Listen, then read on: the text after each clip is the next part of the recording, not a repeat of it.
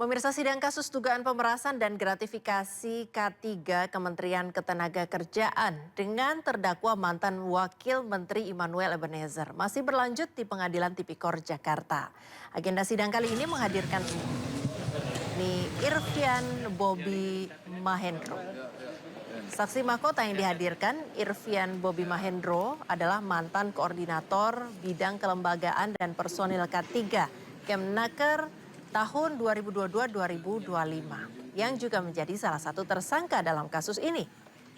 Irfan Bobby Mahendro yang sempat dijuluki Sultan Kemnaker dinilai menjadi sosok penting dalam kasus ini karena diduga menerima aliran dana fantastis dan siap blak-blakan.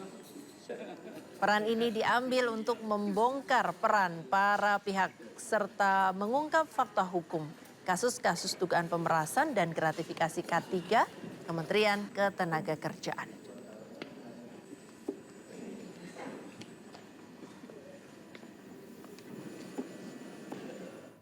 Kabar tak enak harus kembali didengar oleh para emak-emak di tengah kenaikan harga sayur, cabai hingga tempe. Harga gas LPG 12 kg juga naik, pemirsa. Di Jakarta, gas LPG 12 kilo di tingkat agen naik Rp36.000 per Sabtu kemarin. Awal pekan ini, para ibu kembali mendengar kabar tak enak. Harga LPG 12 kg dan LPG 5,5 kg mendadak naik tinggi. Per 18 April kemarin, Pertamina Patraniaga menaikkan harga LPG di seluruh Indonesia. Di Jawa, Bali, dan NTB, harga LPG 12 kg di tingkat agen menjadi Rp228.000, naik Rp36.000 per tabung. Sementara harga LPG 5,5 kg naik Rp17.000 menjadi Rp107.000 per tabung. Kenaikan ini merupakan yang pertama kalinya sejak tahun 2023. Sementara itu di wilayah Sumatera dan sebagian Sulawesi, LPG 12 kg kini seharga Rp230.000 dan 5,5 kg sebesar Rp111.000. Di Kalimantan dan sebagian Sulawesi Utara, LPG 12 kg Rp238.000 dan LPG 5,5 kg seharga Rp114.000. Harga tertinggi berada di Maluku dan Papua. Harga LPG 12 kg mencapai Rp285.000 per tabung. Harga LPG tentu saja bakal lebih tinggi di tingkat subagen hingga warung-warung pengecer. Kenaikan harga LPG merupakan imbas terganggunya pasokan akibat Perang Timur Tengah.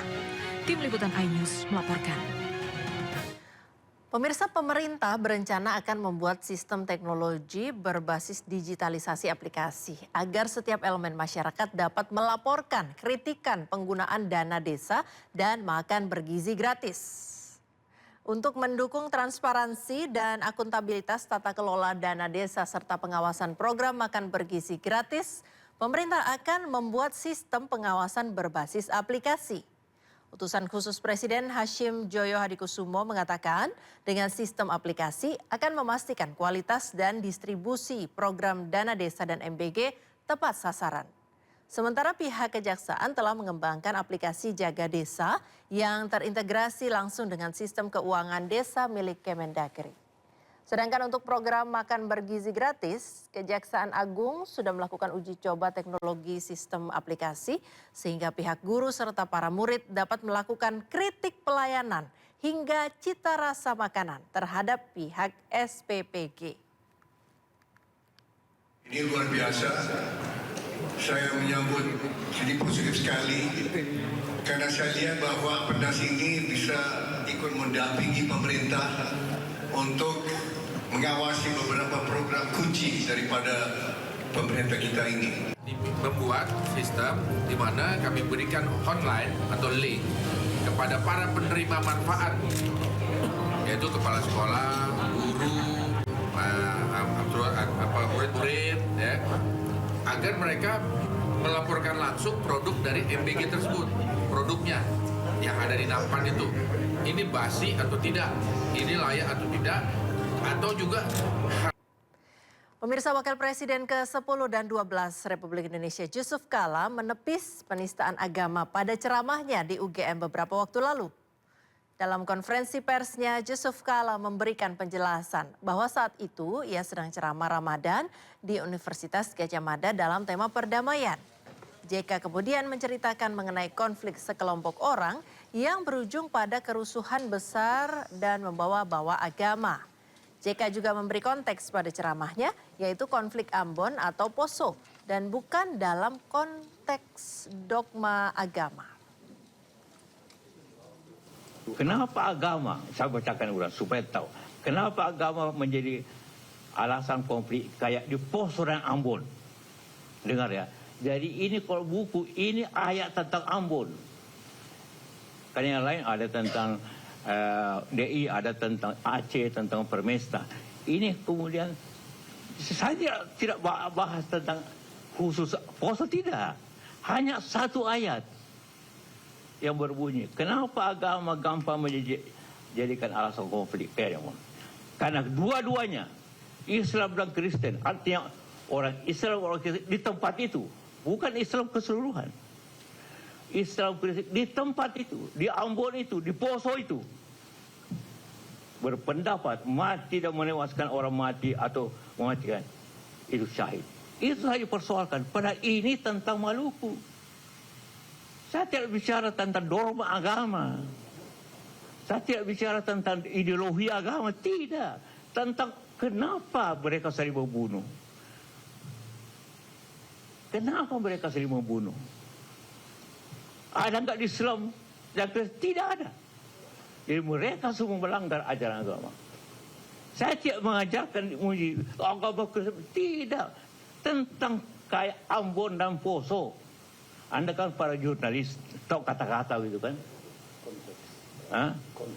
Konteksnya apa?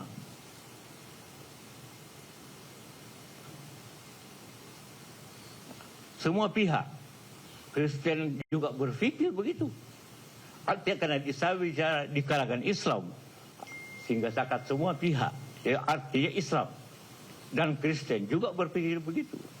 Kalau saya bunuh orang Islam, maksudnya saya syahid. Kalau saya bunuh, kalau saya mati pun syahid. Akhirnya salah susah berhenti konfliknya orang yang membawa agama. Dan saya bilang kedua-duanya. Karena kedua-duanya Islam Kristen, kedua-duanya berpendapat. Jadi orang itu yang berperang tadi itu, kedua-duanya berpendapat. Saya tidak katakan Islam seluruhnya, Kristen seluruh, tidak. Konteksnya, ini cuma dua kalimat saja. Pemirsa, aksi Bupati Malang yang melantik anak kandungnya sebagai Kepala Dinas Lingkungan Hidup menuai sorotan publik. PDI Perjuangan menyoroti tindakan Bupati dan memberikan kritik tajam atas tindakan Bupati kader PDIP tersebut. Pelantikan anak kandung oleh Bupati Malang untuk mengisi jabatan strategis sebagai Kepala Dinas Lingkungan Hidup mendapat perhatian serius dari DPP. Sekjen PDI Perjuangan Hasto Kristianto menegaskan bahwa jabatan berdasarkan kemampuan harus tetap dijunjung tinggi dalam birokrasi pemerintahan. Meskipun pendidikan politik bisa dimulai dari lingkungan keluarga, Hasto mengingatkan agar prinsip keadilan tetap menjadi prioritas utama. Kami telah mendapat informasi seperti itu, fraksi PD Perjuangan kami minta untuk mengkritisi hal tersebut. Ya karena bagaimanapun juga sistem meritokrasi itu harus dibangun. Kita nggak bisa ya mengedepankan hal-hal yang di luar meritokrasi tersebut. Tetapi kita juga melihat bahwa pendidikan politik itu juga dimulai dari keluarga. Tetapi prinsipnya jangan sampai ada praktek-praktek yang tidak adil. Itulah yang dikritisi oleh PD Perjuangan.